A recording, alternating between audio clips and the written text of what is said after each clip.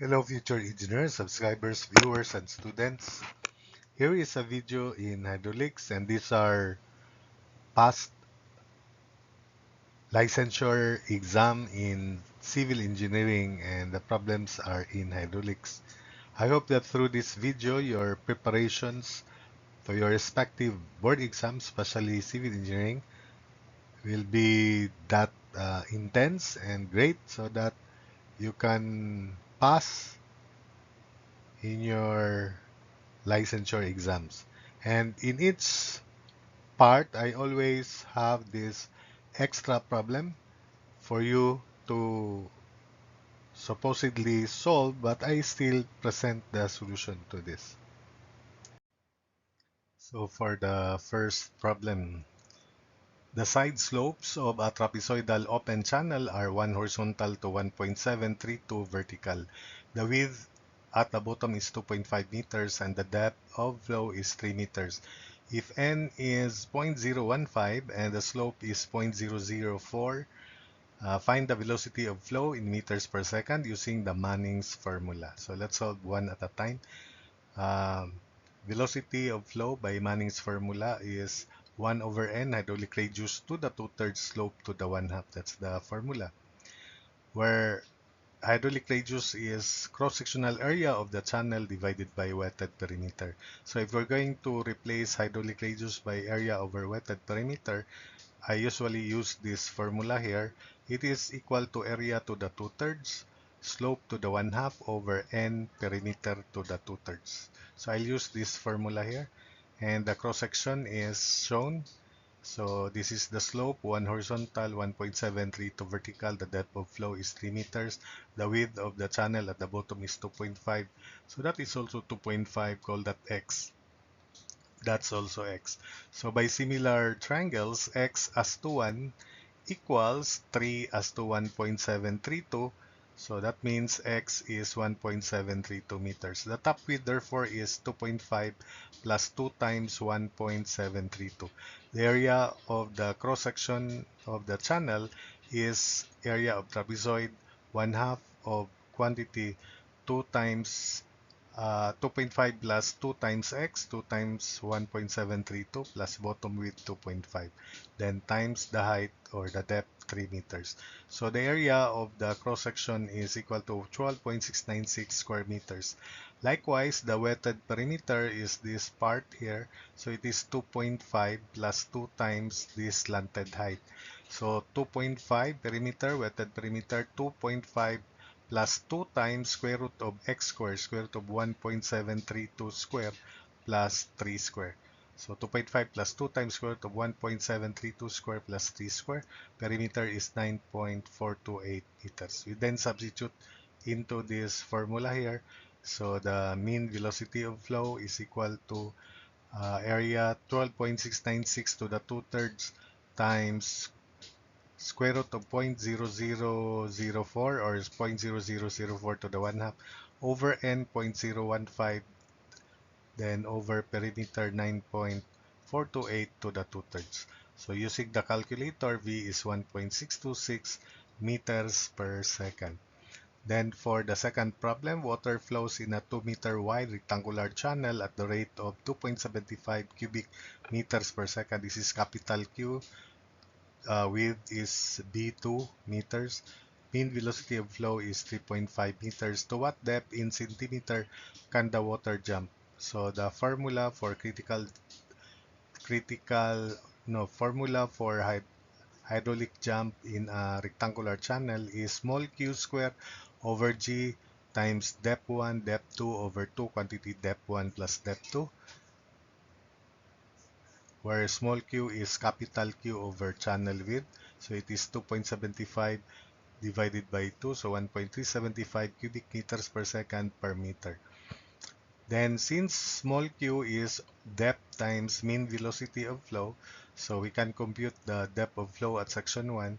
So this is by continuity equation 1.371 equals depth 1 V1. Since V1 is known, so 1.375 equals depth 1 times 3.5. So depth 1 is equal to 0.3929 meter. We then substitute into this formula here, 1.375 square over 9.81 equals 0.3929 depth 2 over 2, quantity 0.3929 plus depth 2. So using your calculator, or you may simplify, expand, then use quadratic equation from your calculator because that's allowed in civil engineer board exam or even in other engineering licensure exams. So depth 2 is equal to 0.8133 meters since the instruction is the depth should be in centimeters times 100. So depth 2 is 81.33 centimeters. So it will jump to that depth. 3. The bottom width of a trapezoidal canal is 2.5 meters, which is like this, and its sides are both inclined 60 degrees.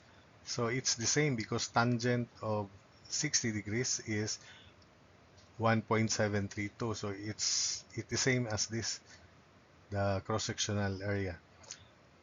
If water flows at the depth of 3 meters, so it's really the same. Find the discharge in cubic meters per second if S is 0.0008 and N is 0.03. Use the Shazy formula. Now, the two uh, values that are different from problem 1 would be the slope and n.